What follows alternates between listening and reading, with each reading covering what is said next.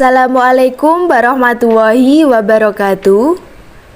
Pada kesempatan kali ini, kami dari kelompok 7 yang terdiri dari Dea Rodotul Jannah, Nailil Muna, Siti Nuril Basiroh, Nurul Hidayatuningsi, Marsha Utari Putri Sriono, dan Nafatin Azizia akan mempresentasikan makalah kami yang berjudul Teknologi di Perpustakaan.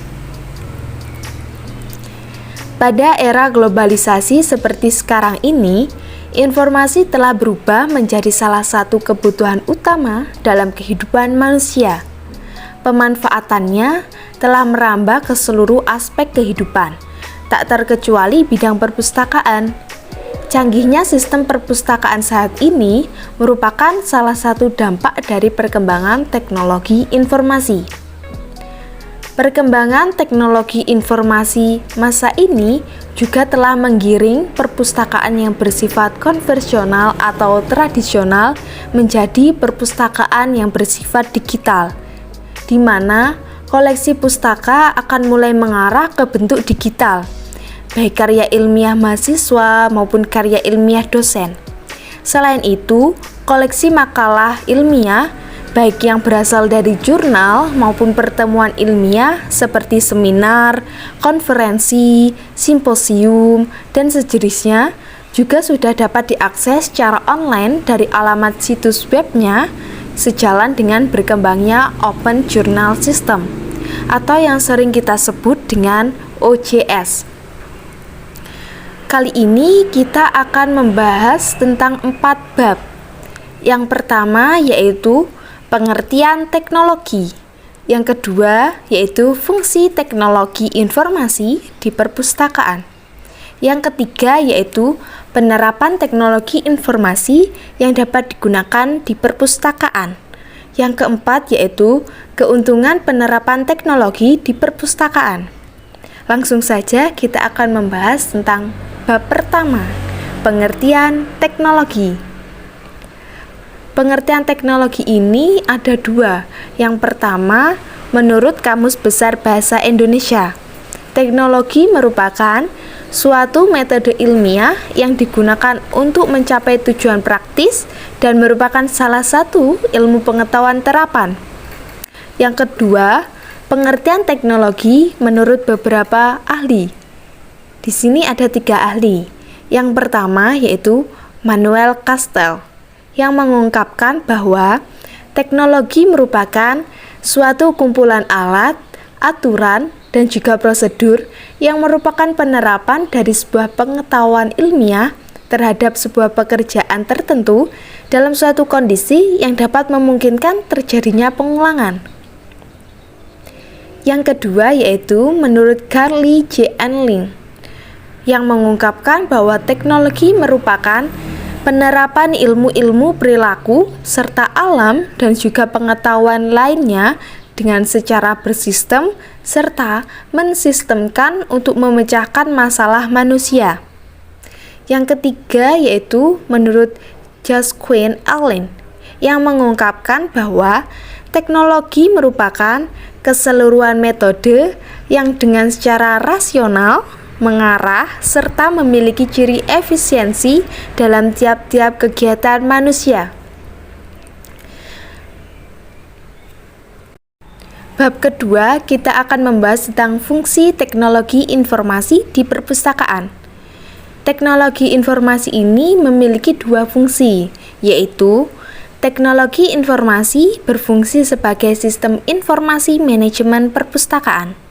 Yang kedua, teknologi informasi berfungsi sebagai sarana untuk menyimpan, mendapatkan, dan menyebarluaskan informasi digital pengetahuan dalam bentuk format digital. Bab ketiga, kita akan membahas tentang penerapan teknologi informasi yang dapat digunakan di perpustakaan. Berikut merupakan beberapa teknologi informasi yang sering digunakan dalam perpustakaan. Yang pertama yaitu otomasi perpustakaan. Otomasi perpustakaan merupakan salah satu teknologi yang digunakan perpustakaan untuk pengolahan, pelayanan, dan penelusuran kembali atau yang sering kita sebut dengan OPEC. Yang kedua yaitu CD-ROM. CD-ROM merupakan teknologi informasi yang berisikan informasi tentang jurnal yang dikemas dalam bentuk CD dan dioperasikan dengan menggunakan komputer. CD-ROM ini memiliki beberapa peran, antara lain yaitu mempercepat akses informasi multimedia, baik itu berupa abstrak, indeks, bahan full text, dalam bentuk digital tanpa mengadakan hubungan ke jaringan komputer. Dan media backup atau cadangan data, perpustakaan dan sarana koleksi reference bagi perpustakaan lain. Yang ketiga yaitu internet. Pemakaian internet di perpustakaan ini bertujuan sebagai penyedia sarana dan prasarana di mana mahasiswa, dosen, sivitas akademik, dan pengelola perpustakaan dapat menggunakannya. Internet ini memiliki beberapa peran, antara lain yaitu untuk mengakses informasi multimedia dalam resource internet, terus sebagai sarana telekomunikasi dan distribusi informasi, kemudian juga untuk membuat homepage, penyebarluasan katalog, dan informasi. Yang keempat yaitu tentang digital library. Digital library merupakan suatu perpustakaan yang menyimpan data berisi tulisan, gambar, dan suara dalam media file elektronik dan disebarluaskan melalui jaringan elektronik. Yang kelima yaitu jurnal elektronik. Jurnal elektronik merupakan jurnal yang dikemas dalam bentuk file elektronik dalam penelusuran informasi menggunakan jaringan internet.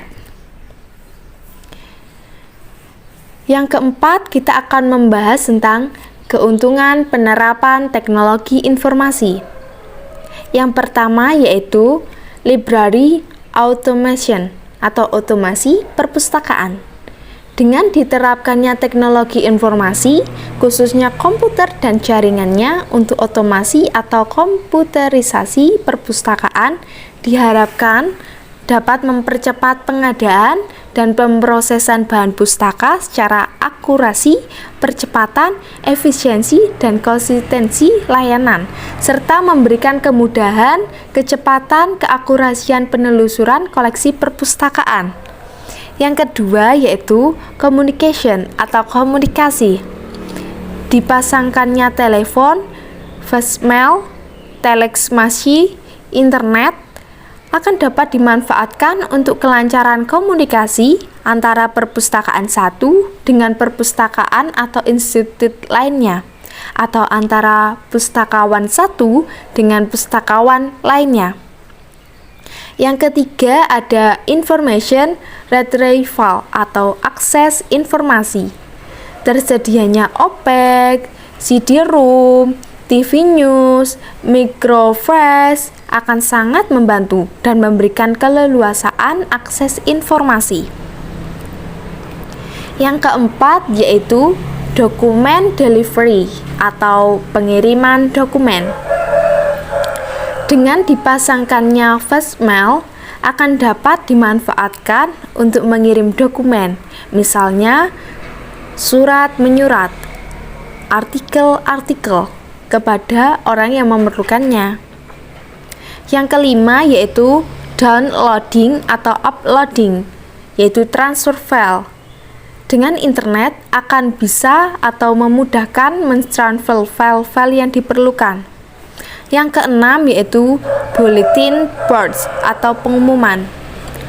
OPEC bisa dimanfaatkan oleh perpustakaan sebagai bahan pengumuman, sehingga informasi bisa diperbarui setiap saat untuk kepentingan penyampaian informasi perpustakaan kepada penggunanya. Yang ketujuh yaitu promotion atau promosi. Salah satu upaya untuk mempromosikan perpustakaan adalah dengan memasukkan perpustakaan ke web. Yang kedelapan adalah information dissemination, yaitu penyebaran informasi. Dengan data yang ada dalam database, misalnya jurnal dan penelitian, tentunya dengan mudah akan bisa dikelola yang kemudian disebarkan ke seluruh dunia dengan menggunakan internet. Yang kesembilan adalah discussion group atau kelompok diskusi. Dengan menjadi salah satu anggota kelompok diskusi akan dapat meningkatkan wawasan dan pengalaman para pustakawan. Di samping itu, kelompok diskusi ini bisa dimanfaatkan sebagai sarana untuk meningkatkan layanan. Yang ke-10 adalah pleasurement atau hiburan. Dengan diadakannya video dates atau lecture dates dan TV di perpustakaan akan membantu pengguna untuk memperoleh hiburan. Demikian presentasi dari kelompok kami, kurang lebihnya kami mohon maaf. Dan wassalamualaikum warahmatullahi wabarakatuh.